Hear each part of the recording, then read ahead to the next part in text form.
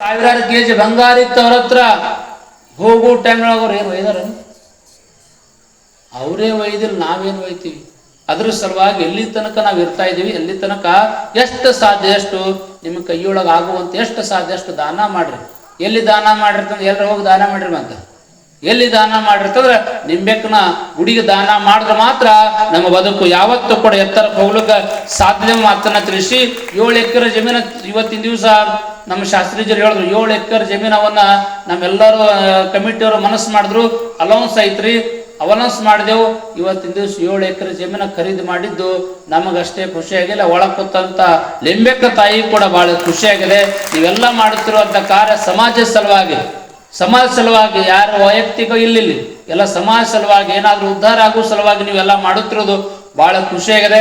ನಮ್ಮ ದೇವಿ ಮುತ್ತೆ ಅಪ್ಪರವರು ಕೂಡ 25,000 ರೂಪಾಯಿನ ಕಾಣಿಕೆಯನ್ನ ಇವತ್ತಿನ ದಿವಸ ಅವರು ಕೊಡ್ತಾ ಹೇಳಿದ್ದಾರೆ.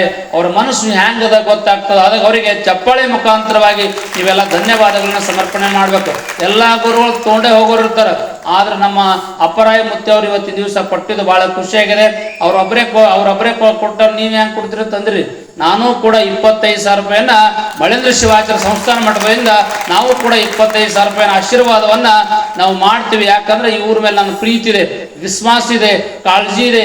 ಅಪರೂಪವಾಗಿರುವಂತಹ ಪ್ರೀತಿ ನಮ್ಮ ಭಗವಂತರಾಗ್ಲಿ, ನಮ್ಮ ಡಾಕ್ಟರ್ ಮಹಾಂತೇಶ್ವರ ಆಗ್ಲಿ, ನಮ್ಮ ಸಂಗಮನಾಥ್ ಅವರಾಗ್ಲಿ, ಇಡೀ ಊರ ಜನನು ಕೂಡ ನಮ್ಮ ಮೇಲೆ ಬಹಳ ಪ್ರೀತಿ ಇದೆ. ನಾವು ಪಾದಯಾತ್ರೆ ಬಂದಂತ ಸಂದರ್ಭದೊಳಗ ನೀವು ಮಾಡಿರುವಂತ ಸೇವೆ ನನಗೆಷ್ಟು ಸಂತೋಷ ಆಗಿದೆ ಅಂತಂದ್ರೆ ನಿಮಗೆಲ್ಲ ಮತ್ತೊಮ್ಮೆ ಧನ್ಯವಾದಗಳನ್ನ ನಾನು ಸಮರ್ಪಣೆ ಮಾಡ್ತಾ ಇದ್ದೀನಿ. ಆ ಸಂದರ್ಭದೊಳಗ ಇಡೀ ತಾಲೂಕಿನೊಳಗೆ ನಾವು ಪಾದಯಾತ್ರೆ ಮಾಡಿದೀವಿ. ಸುಮಾರು 96 ಹಳ್ಳಿಯೊಳಗೆ ಪಾದಯಾತ್ರೆ ಮಾಡಿದೀವಿ. 1,00,000 ಜನರಿಗೆ ರುದ್ರಾಕ್ಷಿ ಧಾರಣೆಯನ್ನು ಮಾಡಿದೀವಿ. ಅದು ಸಾಮಾನ್ಯ ಕೆಲಸ ಅಲ್ಲ. ದುಶ್ಚಟಗಳ ಭಿಕ್ಷೆ, ಸದ್ಗುಣ ದೀಕ್ಷೆ ಅಂತ ವಿಚಾರ ಮಾಡ್ಕೊಂಡು ಇಡೀ ತಾಲೂಕಿನೊಳಗೆ ಪಾದಯಾತ್ರೆ ಮಾಡಿದೀವಿ. ಯಾವ ಊರಿಗೆ ಹೋಗಿದೀವಿ ಅಲ್ಲೆಲ್ಲ ನಾವು ಬಂದ ಸಂದರ್ಭದೊಳಗೆ ಆ ಊರೊಳಗ ಜಾತ್ರೆ ಮಾಡುವಂತ ರೀತಿಯೊಳಗ ನಾವು ಎಲ್ಲರೂ ಮಾಡಿದ್ದಾರೆ. ಅವರೆಲ್ಲರಿಗೂ ಕೂಡ ಭಗವಂತ ಒಳ್ಳೇದು ಮಾಡಲಿ. ನೀಲೂರು ಗ್ರಾಮದ ಸಲುವಾಗಿ ನಾವು ಯಾವತ್ತೂ ಕೂಡ ಈ ಊರೊಳಗ ನಮ್ಮ ಕಮಿಟಿಯವರಾಗ್ಲಿ ಎಲ್ಲರೂ ಬಹಳ ಒಳ್ಳೆ ಕೆಲಸ ಮಾಡ್ತಾ ಇದ್ದಾರೆ. ಇವತ್ತಿನ ದಿವಸ ನೀಲೂರು ಗ್ರಾಮದ ಸಲುವಾಗಿ ನಾವಾಗ್ಲಿ ದೇವಿ ಮುತ್ತೆಯವರಾಗ್ಲಿ ನಾವು ಇಲ್ಲಿ ಇವತ್ತಿನ ದಿವಸ ನಾವು ಒಂದು ಮಾತನ್ನು ಹೇಳಕ್ಕೆ ಇಷ್ಟಪಡ್ತಾ ಇದ್ದೀನಿ. ನಾವು ಯಾವತ್ತೂ ಕೂಡ ಈ ಊರಿಗೆ ಹೆಗಲು ಕೊಡುವಂತ ಕೆಲಸ ನಾವು ಯಾವತ್ತೂ ಕೂಡ ನಾವು ಮಾಡ್ತೀವಿ.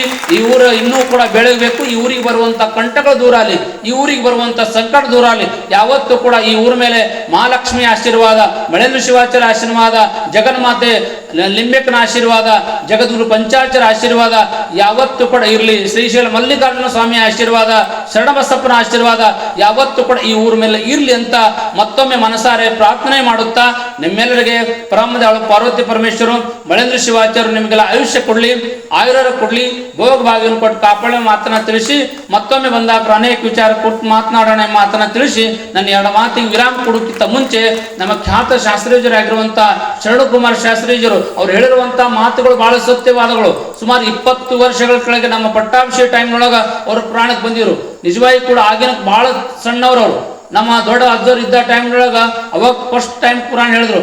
ಬಹಳ ಅವರೆಲ್ಲ ನಮ್ಮ ದೊಡ್ಡ ಗುರುಗಳು ಅವ್ರಿಗೆ ಪಂಡಿತರಂತ ಮಾತಾಡ್ತಾ ಇದ್ರು. ನಿಜವಾಗಿ ಕೂಡ ಬಹಳ ಅವರ ತಂದೆಯವರು ಕೂಡ ಬಹಳ ಆಗಿನ ಕಾಲ ಪ್ರಸಿದ್ಧಿ ಪುರಾಣಿಕರು. ನಮ್ಮ ಹಿತ್ತಲು ಶಾಸ್ತ್ರಿಗಳ ತಂದು ದೊಡ್ಡ ಪ್ರಸಿದ್ಧಿ ಪಂಡಿತರು. ಅವರ ಮಗನಾಗಿ ಇವತ್ತು ಅವ್ರಿಗಿಂತ ಹೆಚ್ಚಿನ ಕೀರ್ತಿಯನ್ನ ಪಡೆದಂತ ವ್ಯಕ್ತಿ ಯಾರಾದಿದ್ರ ನಮ್ಮ ಶರಣಕುಮಾರ ಶಾಸ್ತ್ರೀಜರ ತಂದ್ರು ಕೂಡ ತಪ್ಪಂಗಿಲ್ಲ. ಅವ್ರು ಯಾವ್ರಿಗೆ ಹೋಗ್ತಾರ, ಅವ್ರು ಏನೋ ದುಡ್ಡಿನಕ್ಕಿಂತ ಹೆಚ್ಚಿಂದು ಜನರು ಬೆಳಿಬೇಕು, ಜನರಿಗೆ ಒಳ್ಳೆ ಸಂಸ್ಕಾರ ಕೊಡಬೇಕು, ಅವ್ರು ಚೆನ್ನಾಗಿ ಹೇಳಿದ್ರ, ಪುರಾಣ ಚೆನ್ನಾಗಿ ಹೇಳಿದ್ರ ಎಲ್ಲ ತುಂಬಿ ಕಾರ್ಯಕ್ರಮ ಚೆನ್ನಾಗಿ ಆಗ್ತದ ವಿಚಾರ ಒಂದೇ ಅದವರಿಗೆ. ಒಂದೇ ಧರ್ಮ ಸಂದೇಶಗಳು ಯಾವತ್ತೂ ಕೂಡ ಕೊಡ್ತಾರ. ಅವ್ರಿಗೆ ಕೂಡ ಒಳ್ಳೇದಾಗ್ಲಿ. ನಮ್ಮ ಪದರಿಯವ್ರು ಇಲ್ಲೇ ನಮ್ಮ ತಾಲೂಕಿನ ನಮ್ಮ ಪ್ರಭು ಕುಮಾರ್ ಬಹಳ ಚೆನ್ನಾಗಿ ಹಾಡ್ತಾರೆ. ಅವರು ಕೂಡ ಬಂದಿದ್ದು ಬಹಳ ಖುಷಿಯಾಗಿದೆ. ನಮ್ಮ ಹೇರೂರು ಲಕ್ಷ್ಮಣ ಕೂಡ ಚೆನ್ನಾಗಿ ಬಾರಿಸ್ತಾರೆ. ಅವರೆಲ್ಲರ ಒಂದು ಟೀಮ್ ಹ್ಯಾಂಗ ಬ್ರಹ್ಮ ವಿಷ್ಣು ಮಹೇಶ್ವರಂಗ 3 ಜನ ಇವತ್ತಿನ ದಿವಸ ಕೆಲಸವನ್ನು ಮಾಡಿದ್ರು ಬಹಳ ಖುಷಿಯಾಗಿದೆ. ನಮ್ಮ ಡಾಕ್ಟರ್ ಮಹಾಂತೇಶ್ವರು ಹಾಳಮಳಿಯವರು ಸರ್ ಇಷ್ಟು ಕೆಲಸದ ಆಳಂತ ತಾಲೂಕಿನೊಳಗ ಅಷ್ಟೆಲ್ಲ ಕೆಲಸ ಬೆಳಗ್ಗೆ 10 ಗಂಟೆಯಿಂದ ಸಾಯಂಕಾಲ 6-7 ಗಂಟೆ ತನಕ ಕೆಲಸ ಇರ್ತದೆ. ಡಾಕ್ಟರ್ ಡ್ಯೂಟಿ ಹೋಗಿ ಕೂಡಂಗಿಲ್ಲ, ಬಹಳ ಒತ್ತಡ ಇರ್ತದೆ.